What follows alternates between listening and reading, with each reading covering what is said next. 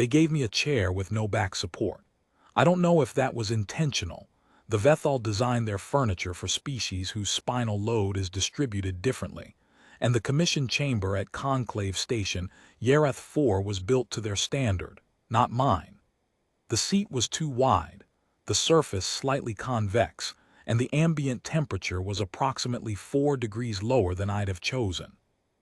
I settled into it the same way I'd settled into 100 worse positions over the years, and waited for them to begin. I'd had 6 weeks to prepare for this hearing.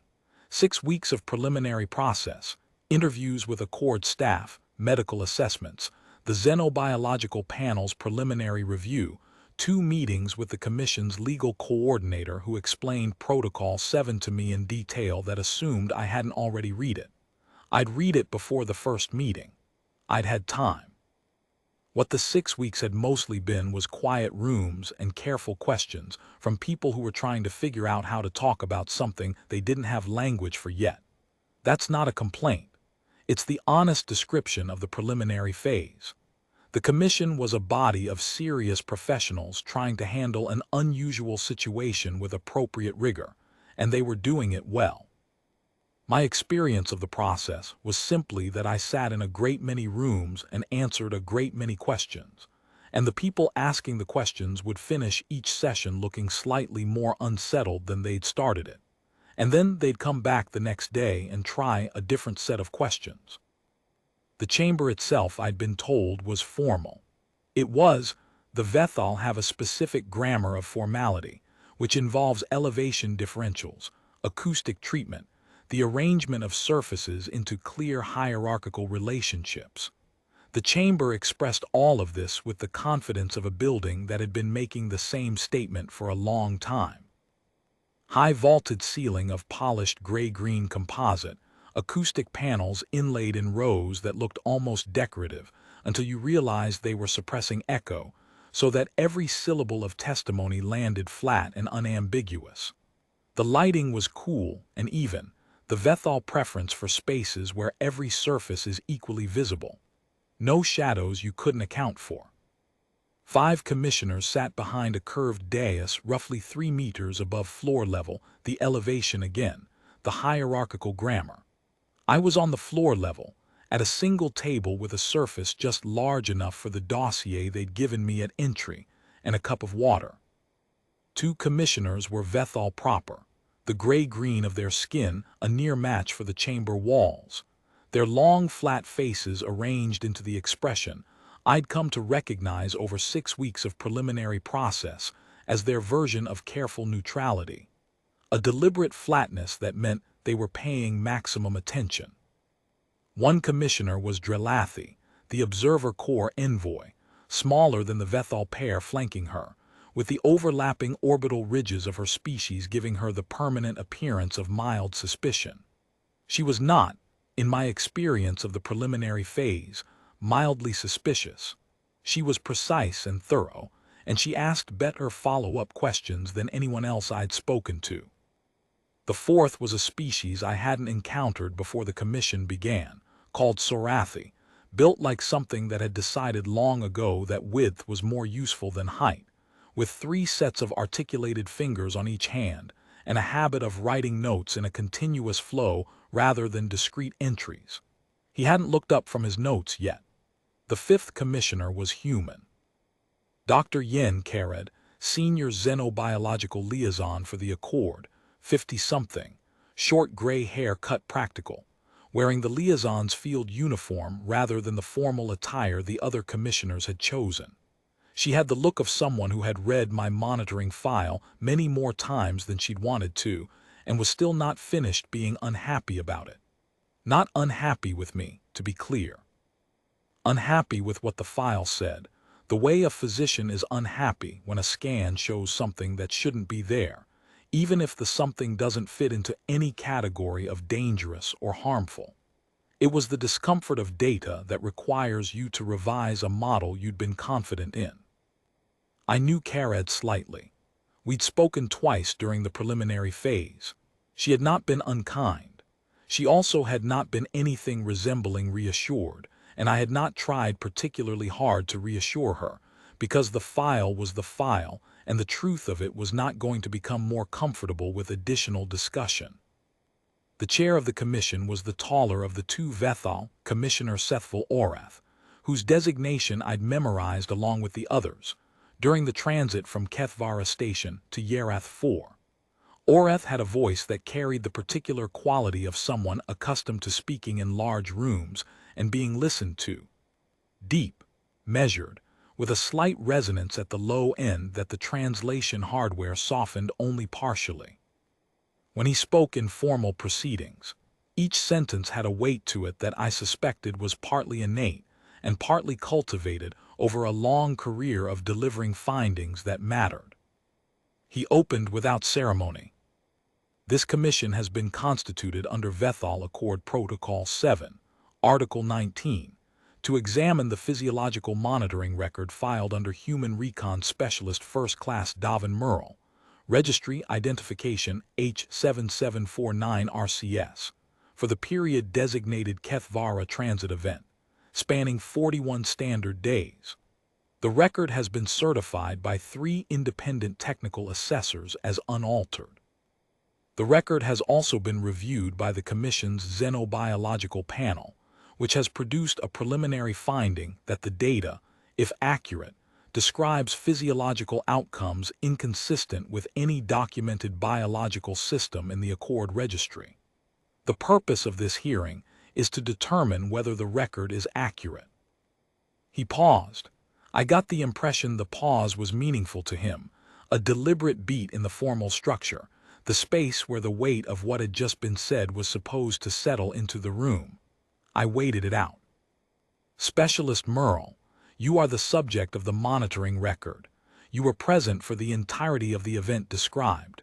You are here to answer the Commission's questions under the full evidentiary weight of Accord Protocol 7. Do you understand? I do, I said. Do you dispute the Commission's preliminary finding that the data, if accurate, describes outcomes inconsistent with documented biology? I considered the question, not because it was hard, because I wanted to give it a fair answer.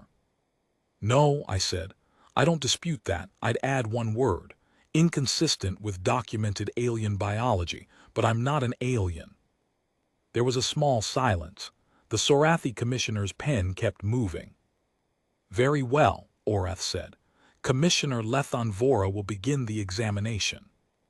The second Vethal leaned forward. Lethan Vora was slightly shorter than Orath, and had the kind of face that communicated precision even at rest, thin horizontal pupils that tracked with what felt like mechanical accuracy, a mouth that opened only as far as necessary to produce clear speech. She had the monitoring file visible on a display surface embedded in the dais in front of her, and she studied it for a moment before addressing me directly. Specialist Merle, she said. The monitoring record indicates that you departed the forward position at Kethvara Transit Node 7 on day 1 of the event at 04:13 local standard, in conditions that your own station's environmental logs describe as active geological collapse zone, Category 3.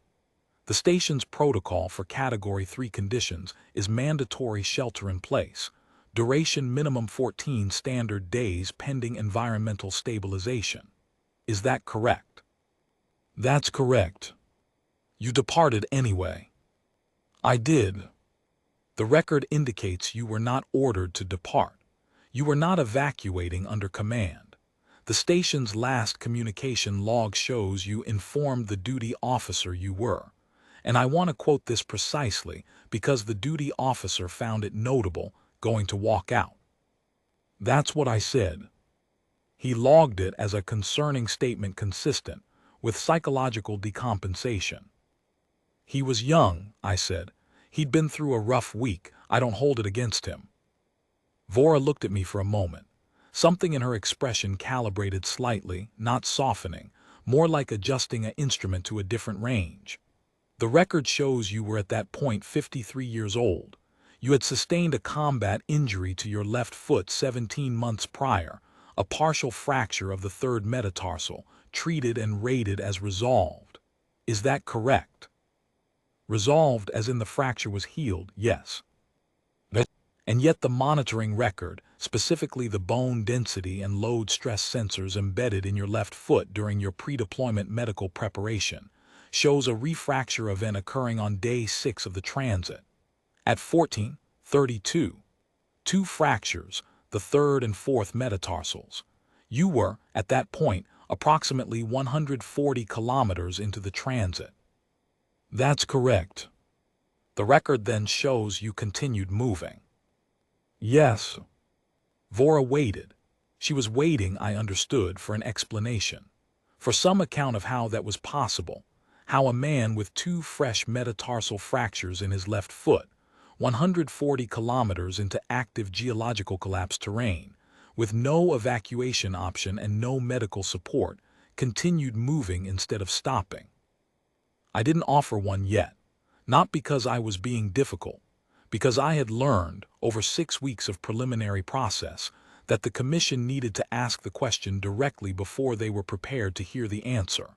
If I answered before they asked, they didn't absorb it. They needed to have gone far enough into their own skepticism that the answer had somewhere to land. You continued moving, Vora said again, with slightly more weight on the word continued. I did. For 35 additional days. 41 days total from departure. Day 6 was when the fractures occurred, so yes, 35 days after that. On 2 fractured metatarsals. And a fair amount of lateral compensation through the midfoot and ankle, I said. The body adapts load distribution fairly quickly when it needs to. It's not comfortable, but it's functional. The Sorathi commissioner, whose name was Assessor Veldroon, I had it written on the dossier they'd given me at entry, looked up from his notes for the first time.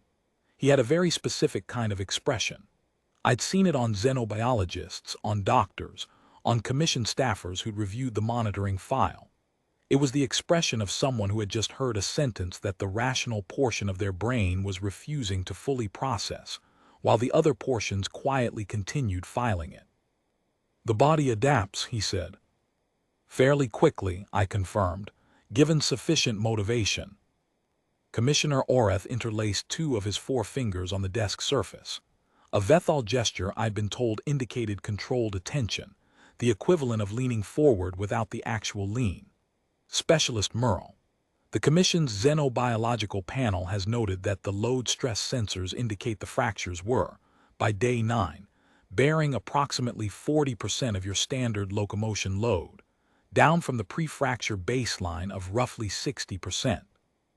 This is consistent with your description of lateral compensation.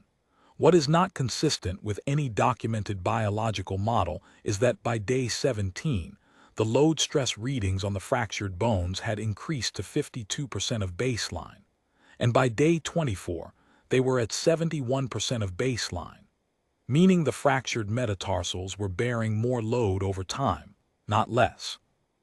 Yes, I said.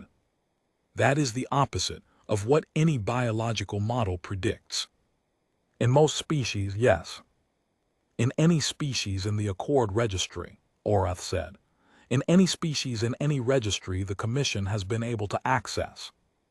I believe that, I said. I'm not disputing the uniqueness of it. I'm telling you what was happening. What was happening, he said, and the careful neutrality of his face shifted just slightly. Not into alarm, not yet, but into something adjacent to it, something that wanted more information before deciding what to become. Please, explain what was happening. I took a breath. I'd given versions of this explanation before to the duty officers at Kethvara Station after I came in, to the Accord medical team that met me at the transit hub, to Dr. Kared during preliminary process. Each time, I'd watched the same thing happen to the people I was talking to. They started out skeptical. They ended somewhere else. It is not static, I said. It's living tissue, continuously remodeling. In a healthy human, bone cells are always being broken down and rebuilt. Osteoclasts take apart old or damaged material. Osteoblasts lay down new matrix. Under normal conditions, those 2 processes are roughly in balance. When there's a fracture, the remodeling process upregulates. More osteoblast activity, more matrix deposition. the body treating the fracture site as a priority repair zone. That's standard. That's how fractures heal. Yes, Vora said. This is consistent with our file on human bone physiology.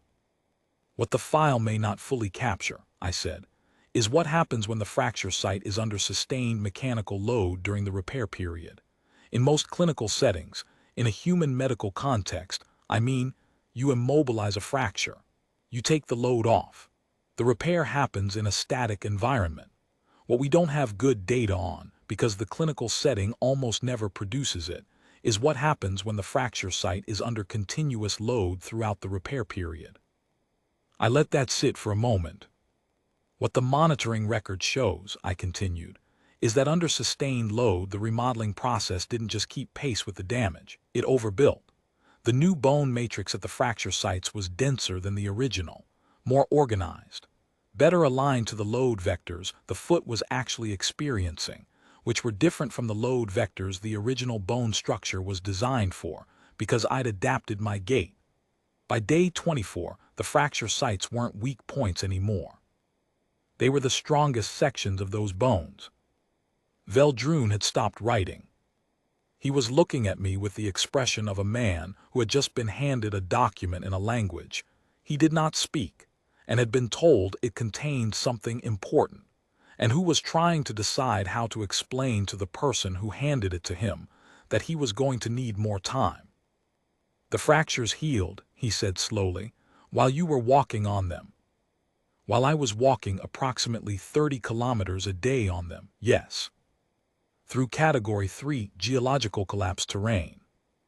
Through Category 3 terrain, in mean ambient temperatures ranging from -9 to +14 Celsius, across 41 days, on a caloric intake that I understand your nutritional assessor has characterized as, I glanced at the dossier in my lap, incompatible with sustained moderate exertion in any documented biological system. The room was quiet. Dr. Karad, who had not spoken yet, was looking at the table surface in front of her. Not at me. At the table, with the focused expression of someone doing arithmetic they did not like the answer to, and who had been doing the same arithmetic repeatedly for 2 months, and who was still not finding a different answer. The caloric data, Commissioner Oreth said, in a tone that had gone slightly flatter. Let us address that.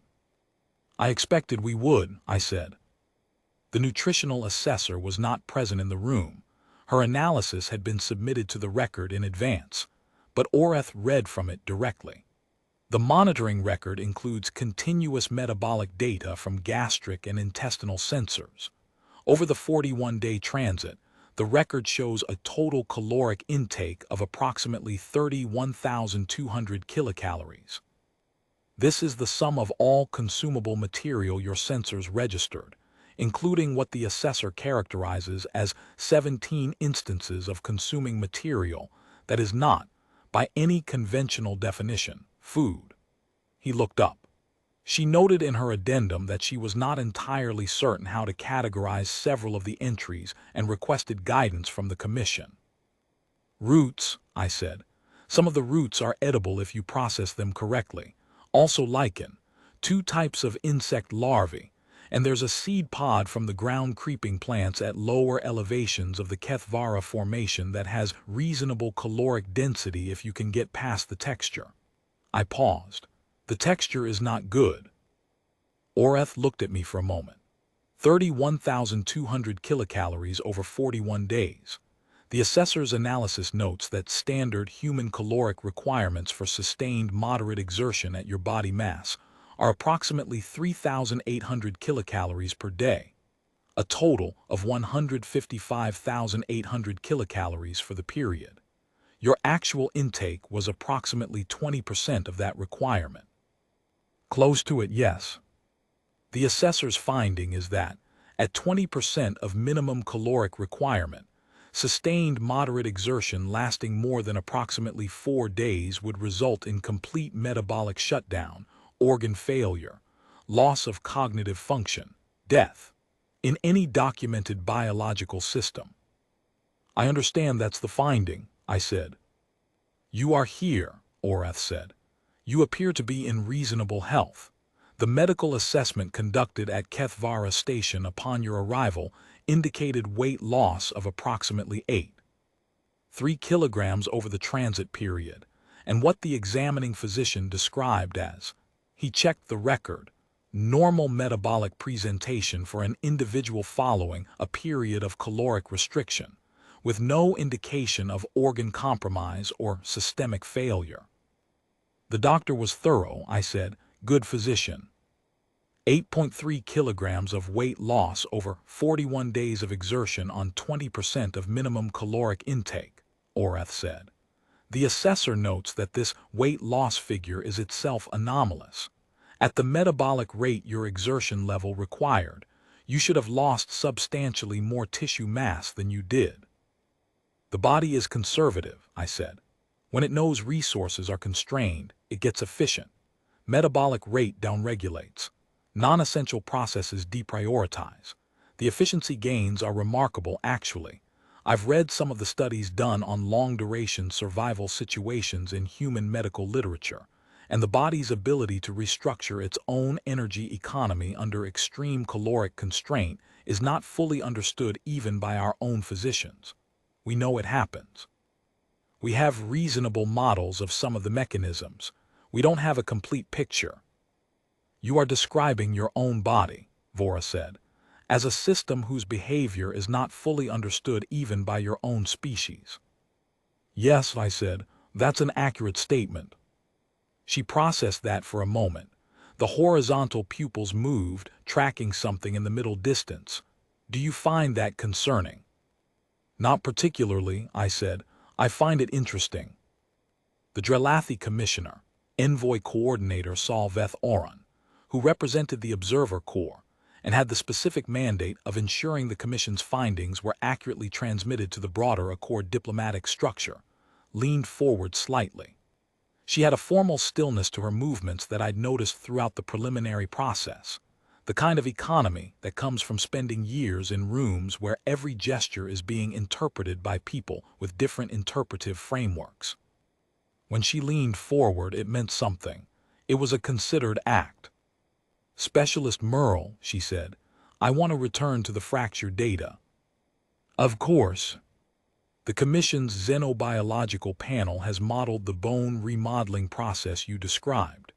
They accept the mechanism, osteoclast and osteoblast activity, load-driven matrix deposition, accelerated remodeling under sustained stress.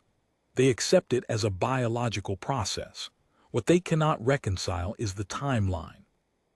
All right. Bone remodeling, even in an accelerated state, requires resources. Protein, calcium, phosphorus, energy.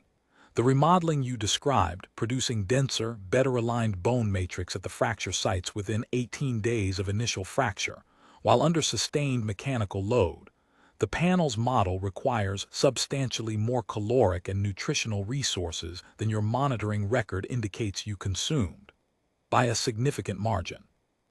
The panel's estimate is that the bone remodeling process alone, at the rate the monitoring data indicates, would account for roughly 40% of the caloric surplus that the nutritional assessor found missing. That's a reasonable estimate, I said. It doesn't resolve the deficit, it adds to it. I know. So the question the panel cannot answer, Salveth Oran said, is where the resources came from.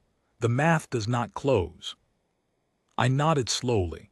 This was the part I'd been waiting for, not because I had a satisfying answer. I didn't, not really, not in any complete sense, but because this was the question that mattered, the one underneath all the other questions. The honest answer, I said, is that I don't know, not completely.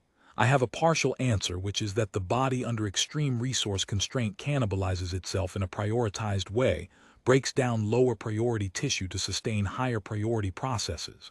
There's a hierarchy. Muscle mass is sacrificed before organ tissue. Stored fat is drawn on before muscle. And the hierarchy isn't fixed, it responds to what the body determines it needs most. If bone repair is a high priority process because the structural integrity of the locomotor system depends on it, The body will allocate resources to it accordingly, even at the cost of other tissue. Meaning you consumed your own body to repair your own bones, Veldrune said. In part, yes. That's a rough summary of one component of what was happening. And the remainder of the deficit. I think, I said slowly, the answer to that is that the efficiency gains I mentioned are larger than any existing model accounts for. When the body has no margin, it operates at an efficiency level we don't normally observe because we don't normally push systems to that degree. The standard models are built on data from situations where there's always some buffer, some reserve the body is holding back, some metabolic overhead it's carrying, because the system expects more resources to arrive soon. Strip that expectation away completely, remove any possibility of the system anticipating relief, and what you get is something the models weren't built to describe. How does the body know? Solveth Oren said carefully. That relief is not coming. I looked at her. That's a very good question. She waited. I think, I said, it knows because I knew. I knew there was no relief coming. I knew what the terrain ahead of me looked like. I knew my supply situation, and I had made a decision about what I was going to do regardless. And I think I want to be careful about how I say this, because the mechanism isn't well understood. I think the body responds to something in that decision. Not to a chemical signal, not to a measurable input that the monitoring sensors would capture. To something more like a commitment. The room was very quiet. A commitment, Oreth said. I'm not claiming anything mystical, I said. I'm saying that the data shows the body operating in a mode that standard models don't predict, and that the variable the standard models don't account for is the degree of unambiguous sustained intention on the part of the person the body belongs to. Soldiers have observed this for as long as humans have kept records of war. Long-distance athletes have observed it. Survival medicine has cataloged it for 2 centuries without being able to fully explain it. The body performs differently when the person in it has genuinely committed to a course of action with no exit condition.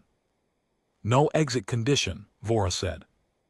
When I left Node 7, I was not planning to stop. I was not calculating at what point conditions would become bad enough that I would reconsider. I had made a decision. I was going to walk out of the Kethvara formation, and I was going to do it in whatever condition I was in and with whatever resources I had. That was not a plan with contingencies. It was a single direction. And you believe the body responded to that. I believe the data shows the body responding to something, I said. And the only variable I can point to that isn't captured in any existing model is that. Veldrune set down his pen. He'd been writing continuously since the hearing began. The fact that he put it down was noticeable. He looked at me in the same way he might look at a piece of field data he'd collected personally and found, upon analysis, to be something the field handbook didn't have a section for. Specialist Merle, he said, I want to ask you something outside the scope of the physiological record. Go ahead. Were you afraid? I considered the question. A genuine answer deserved genuine consideration. At moments, I said, Day 4 before the fractures there was a section of the formation where the ground collapse was active. I could hear it moving, the subsidence happening in real time ahead of me, maybe 200 meters. I didn't know how wide the unstable zone was or whether I could root around it. That was uncomfortable. I paused. Day 19, I went 31 hours without finding water. That was worse than the fractures, honestly. The fractures hurt, but I understood what was happening. The dehydration at that stage had started to affect my thinking in ways I could notice but couldn't fully correct for. That was the closest I came to being genuinely afraid. But you continued. There was no other direction, I said. If I stopped, I died where I stopped. Moving in the right direction gave me a chance. The math was simple. The math was simple, Veldrune repeated. The math was simple, the walking was not. He looked at me for a long moment. Then he picked up his pen and went back to writing. I got the impression he was trying to capture something that he wasn't sure the written form was adequate to hold. The pen moved faster than it had before. We broke for an administrative recess at that point. The commission needed to consult with the xenobiological panel on several of the technical questions I'd raised. I was escorted to a small anteroom off the main chamber and given a cup of something warm that wasn't quite tea, but had a similar quality of being drinkable and slightly comforting in the way that warm liquid tends to be comforting regardless of origin. The escort, a young Vethal administrative aide, stood near the door and didn't speak, which was fine with me. I sat and let the room be quiet. I wasn't nervous. I want to be clear about that, because people sometimes assume I should have been. A formal commission inquiry under Accord Protocol 7 carries significant weight. Findings can affect treaty standing, personnel classification, a range of things that matter in the larger diplomatic architecture I operate within. If the commission found that my monitoring record was accurate, and that my transit represented a documented example of human physiological capability operating outside the Accord's existing biological models, the implications were considerable. They already were considerable, which was why the commission existed. But I wasn't nervous. I was what I'd been through the entirety of the 6 weeks of preliminary process and the 41 days before that, and for most of my adult professional life, patient. I had a direction. I would continue in it. What happened in the rooms along the way would happen, and I would respond to it, and then I would continue. It's a simple approach. It doesn't feel special from the inside. The anteroom had a narrow viewport, not positioned for the view, just a structural feature, a strip of transparent composite along one wall. Through it I could see the Yarath system star at a distance, and a section of the station's exterior docking structure, and the dark between things. I looked at it for a while. 41 days of terrain that wanted to kill me had recalibrated my tolerance for mild discomfort to a level that left most rooms feeling manageable. A slightly too cold anteroom with a narrow viewport was, by any reasonable comparison, comfortable. The xenobiological panel, I understood from the preliminary process, had been working on the monitoring data for 6 weeks alongside the commission staff. 12 researchers, 4 Vethal, 3 Drelathi, 2 Sorathi, 2 from a species called Yeth whose scientific tradition I'd had to read a separate briefing document to understand, and 1 human specialist in comparative physiology who had apparently requested to be excused from the panel after the 2nd week and had been asked to remain.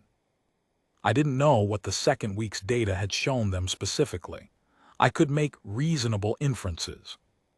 What I knew was that the panel had the bone density scans, the metabolic telemetry, the sleep architecture logs, the position data, the caloric intake record, and the environmental logs from the formation's own survey network, which had been running autonomously throughout the collapse event, logging conditions at each node whether or not anyone was there to receive the data. They had the full picture. They had 41 days of a body's continuous record of its own operation under conditions those 12 researchers had, collectively, never seen in any biological system they'd studied. I didn't envy them the task. It's one thing to find data that doesn't fit your model. It's another to find data that doesn't fit anyone's model in any field from any documented species, and know that you have to produce a finding about it anyway.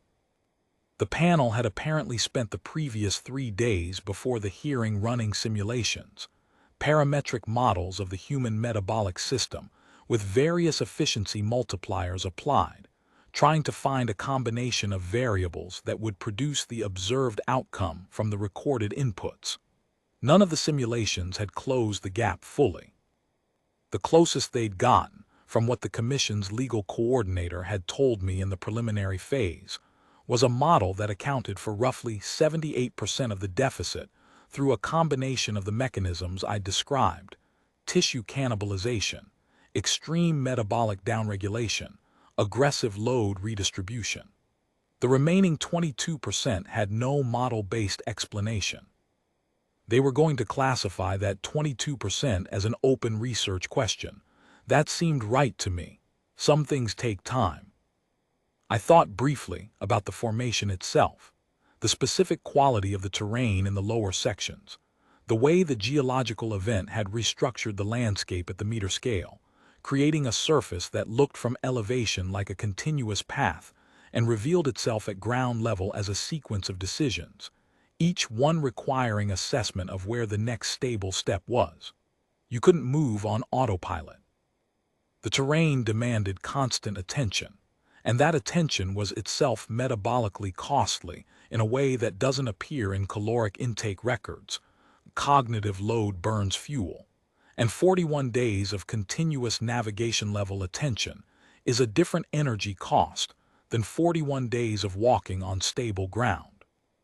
The panel had noted this in their preliminary report. They'd applied a cognitive load multiplier. It had made the deficit larger, not smaller. I'd found that detail when the legal coordinator shared it, almost funny. Almost. The more carefully they'd modeled what the body was doing, the more impossible it looked. At some level, I understood that. The body doesn't work by remaining within the bounds of existing models. It works by finding the way through whatever the situation presents. The models describe the average. The body, when pressed, is not interested in the average. I thought about Node 7. I thought about Day 1, the pre-dawn departure, the formation spread out in front of me in the geological sensor data I downloaded before the communications went out. 912 kilometers, the direct path. Longer on any route that wasn't suicidal, but the direct route was bad enough that I'd been routing for the past 3 days before I left, and the shortest viable path I'd found was just under 950. Across terrain that was actively collapsing, in a Category 3 environmental event that the station's protocol said I should wait out. The duty officer had been 27 years old. He'd looked at me across the small room with the expression of someone who suspects they're watching a person make a catastrophic mistake, but doesn't have the standing to stop them. I'd signed the departure waiver. There's always a departure waiver, and left before the light came up properly. I hadn't looked back. Not from any symbolic reason. There just wasn't anything behind me that I needed to see. When the recess ended, Dr. Carrad spoke for the first time. She didn't begin with a question. She began with a statement, which was unusual for the format but which Oreth permitted without comment. I think he'd given her some latitude because she was the only human on the commission, and she'd been reading my file for 2 months, and she had earned the right to say something that wasn't a formal question. I've been a xenobiological liaison for 11 years, she said. I've sat in on 17 commission proceedings involving questions of biological capability in contested or ambiguous situations. I have never, in 11 years, in 17 proceedings, been in a room where the question in front of us was whether a living organism's documented physiological performance was possible. I understand that, I said. I'm not sure you do, she said, not unkindly. You're describing what happened as though it's unremarkable, as though it's simply what a body does when the situation demands it. That's more or less how it felt. That's the part that's keeping me up at night, Carrad said. Not the data. The data is extraordinary, but it's data. I can look at it, I can model it, I can argue with the numbers. What I cannot get purchase on is the fact that you experience this as ordinary, as a thing that was happening and that you responded to. I responded to the terrain, I said, and to what the body needed when I could tell, and to the direction I was going. You were alone for 41 days in conditions that should have killed you by any reasonable biological standard, she said. And the thing you remember most clearly from your preliminary statements is the seed pods with the bad texture. I smiled. I couldn't help it. The texture was really not good. Kara didn't smile back, but she looked at me with something that was close to it. The commission is going to find that the record is accurate, she said. That's not a formal statement. The commission hasn't deliberated yet, but I've been in 11 years of proceedings. and I know which way a room is going. The xenobiological panel spent the recess trying to find a methodological error in the monitoring data that would explain the numbers, and they didn't find one, and that means the data stands. I know, I said. The finding will be classified, she said. The Commission will classify it at the highest level available under Protocol 7, and it will go into a restricted access file, and the Accord diplomatic structure will argue about what to do with it for a very long time. I'd expect that. What I'm telling you, she said, is that the thing you experienced as ordinary has just become one of the most significant biological findings in the history of this Commission, and possibly in the history of the Accord. I thought about that. All right, I said. That's it, all right. I don't know what else to say about it, I said. It happened. The body did what the situation required. The Commission will file its finding. People smarter than me will figure out what it means. I paused. I'd like to go home when this is over. She looked at me for a long moment. That's very human of you, she said. I try. When we returned to the chamber, the Commission reconvened, and the formal cross-examination resumed, this time led by Sol Veth Oron in her capacity as observer coordinator. She was meticulous. She went through the monitoring record in precise chronological sequence, cross-referencing the physiological data against the environmental logs, the geological collapse event records from the Kethvara Formation Survey System, the position data from my navigation beacon. She was building something. I could feel the structure of it taking shape as she worked, the systematic elimination of alternative explanations. The beacon malfunction that could have caused false position data, she'd had it ruled out in the preliminary phase. The equipment was functioning within normal parameters throughout. The metabolic sensor drift that could have produced false caloric readings. The sensors had been calibrated 3 times independently since the transit, against both the hardware original specifications and post-transit medical assessment of my actual physical state. The readings held. The fracture sensors, same calibration process, same result. The sleep monitoring, same. Each alternative explanation had been examined and excluded before the hearing began. What Sol Veth Oron was doing now was making certain the record reflected that exclusion explicitly, in testimony, so that the Commission's finding could not be challenged on procedural grounds later. It was good practice. It was also, listening to it unfold, a systematic accounting of how many reasonable exits there were from the conclusion that the data said what the data said, and how many of them had already been closed. I answered every question, plainly, without elaboration beyond what was asked, because the answers themselves were enough. You don't need to embellish data that is already remarkable. The sleep monitoring data came up in Sol Veth Oron's examination. I'd known it would. The monitoring record showed sleep periods averaging 4.2 hours per day over the 41-day transit, with the shortest recorded period being 2.1 hours on day 12, and a continuous period of 61 hours without any recorded sleep onset between day 19 and day 22. That last entry had generated a separate addendum from the monitoring analysis team. 61 hours of continuous waking activity, during which the position data showed continuous forward movement at approximately 2.1 kilometers per hour, in terrain classified as difficult to severe.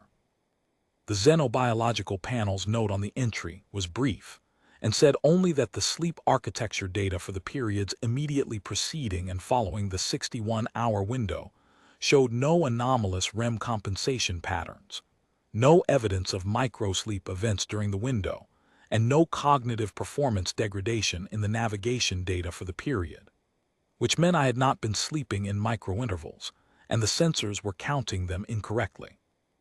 I had simply been awake for 61 hours, and moving through demanding terrain and hitting my heading within 0.8 degrees the entire time.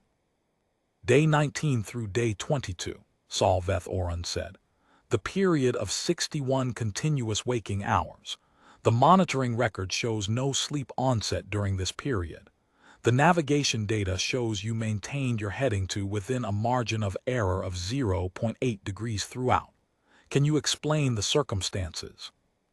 The terrain at that elevation in the formation has a quality that makes stopping dangerous, I said. The subsidence is active but not predictable. When I stopped to rest in the lower sections, I could position myself against stable geological features and have reasonable confidence the ground would hold. At that elevation, I didn't have that confidence.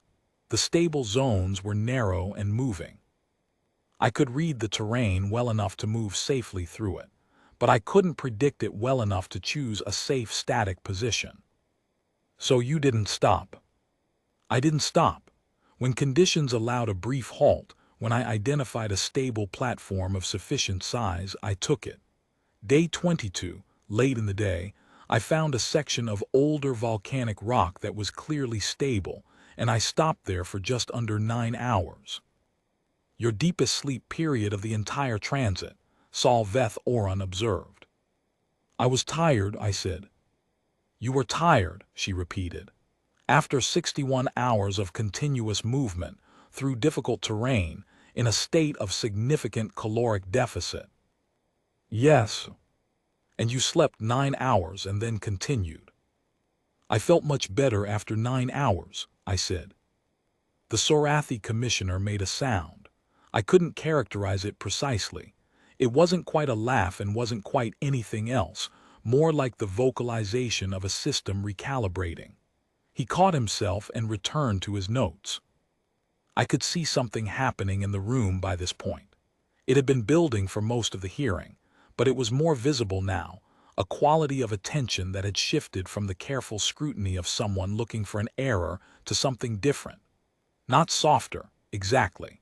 More like the particular focus of people who have concluded that what they are looking at is real, and are now trying to understand what it means that it is real. Those are different cognitive tasks, and the shift between them shows in a room. Commissioner Vora had the bone remodeling data on her display and was looking at it again, not reviewing it for the first time but returning to it with a different frame. The way you go back to a photograph after someone has told you what the thing in the background actually is. Veldroon had stopped taking notes entirely.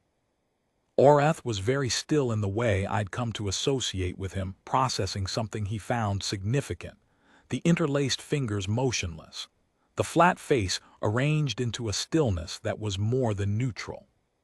Kared was looking at me directly, with an expression I couldn't fully read. The closest word I had for it was something between professional respect and the particular unease of someone who has just understood something they're not entirely sure they wanted to understand. Not fear, something more precise than that. Something like the realization that the category of things you need to account for has just gotten larger, and that you have to go back and look at everything you thought you knew with that addition in mind. Sol Veth Oran completed her examination and indicated to Orath that she had no further questions. Orath opened the floor for any additional examination from the panel. There was a pause. I have one, Veldroon said. Everyone looked at him. It was the first direct question he'd asked. The Sorathi Commission role is primarily documentation, not examination. Specialist Merle, he said. The Commission has heard testimony about the fracture healing, the metabolic efficiency, the sleep deprivation tolerance. I want to ask you about something the monitoring record can't capture. All right. At no point during the 41 days, according to the position data, the navigation accuracy, the continuous forward movement, at no point did you turn around. At no point did you attempt to return to Node 7. Even on day 6, when the fractures occurred. Even on day 19, when the dehydration was affecting your cognition. Even on day 21, at hour 47 of 61 continuous waking hours, when by any reasonable assessment your physical and cognitive state should have made the decision to stop or reverse course the logical one. He paused. Why didn't you? I thought about it. A genuine answer deserved genuine consideration, and this was the most genuine question I'd been asked all day. Node 7 was behind me, I said. The way out was ahead of me. Turning around would have been moving away from the way out. The way out, Veldrune said, was 900 kilometers ahead of you, through Category 3 geological collapse terrain, with 2 broken metatarsals and 20% of your minimum caloric requirement. Turning around would have put you 200 kilometers from a shelter with known resources. A shelter I already knew I couldn't stay in indefinitely, I said. The formation's collapse was expanding. Staying at Node 7 wasn't staying safe. It was staying in a smaller version of the same danger, with more time for the situation to get worse. The way out was forward, so that's the direction I went. You assessed a 900-kilometer traverse with broken bones, and no food as the superior option to a shelter 200 kilometers behind you. I assessed it as the option with a real outcome, I said. Forward had an end point, backward had a delay. Veldrune looked at me steadily. Most species, he said carefully, would not make that assessment. I know, I said. I've worked alongside a few other species over the years, and I've noticed that. I wasn't being unkind about it. It was just a thing I'd observed, the way you observe the difference between how different materials handle stress. Some things, when pushed past a certain point, stop. They have stopping as a built-in response. The system has a threshold, and beyond that threshold the system ceases rather than degrades. Others deform under load and keep going. They don't stop, they change shape and continue. It's not a judgment, I added. Different systems have different response characteristics. And yours, Veldrune said. Mine keeps going, I said, until there's somewhere to go to. Commissioner Orath called the examination closed and indicated that the commission would retire to deliberate. Before he formally adjourned the examination phase, he looked at me for a moment with the careful neutrality that had been his baseline throughout, and I saw it shift, just slightly, just at the edges, into something that took me a moment to name. It was not fear. The Vethal, from everything I'd read and observed, don't experience fear in the way humans do. They don't have the same evolutionary architecture for it. The physiological cascade that humans experience as cold in the chest or tighten the throat. What Orath had was something closer to the recognition of a category of thing they hadn't previously had to account for. The look of a taxonomist who has encountered an organism that doesn't fit into any existing classification and is trying to decide what the existence of such an organism means for the classification system itself. Not frightened of the organism, but genuinely unsettled by the gap in the system that its existence reveals. Thank you, Specialist Merle, he said. The Commission appreciates your cooperation. Of course, I said. I was escorted back to the anteroom while the Commission deliberated.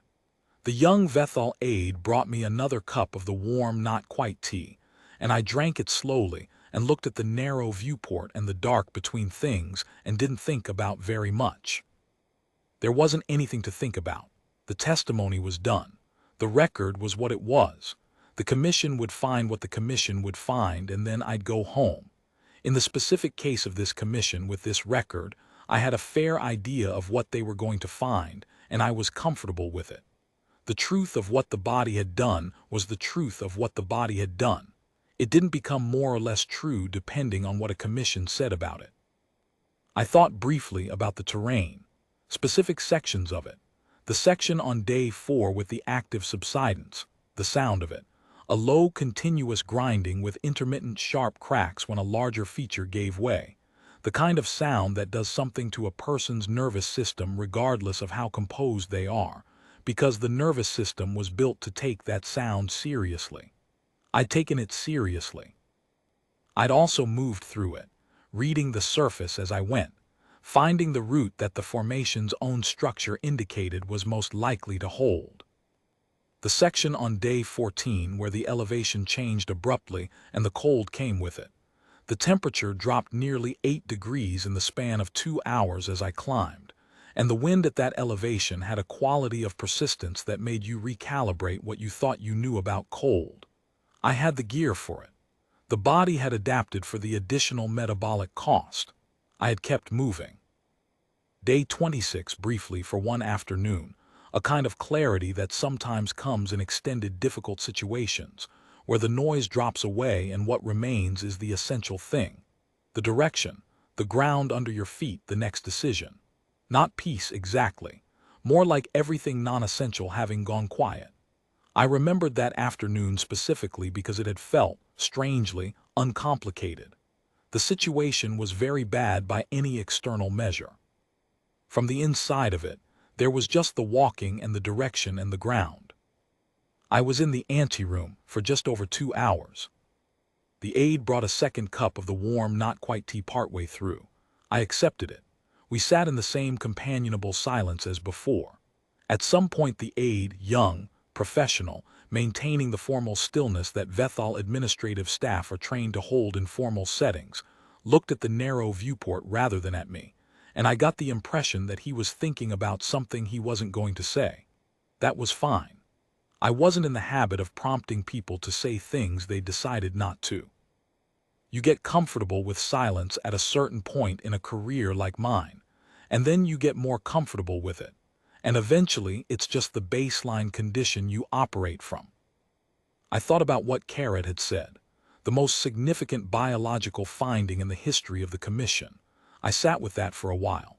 It didn't change how anything had felt during the 41 days. It didn't change what the body had done or how.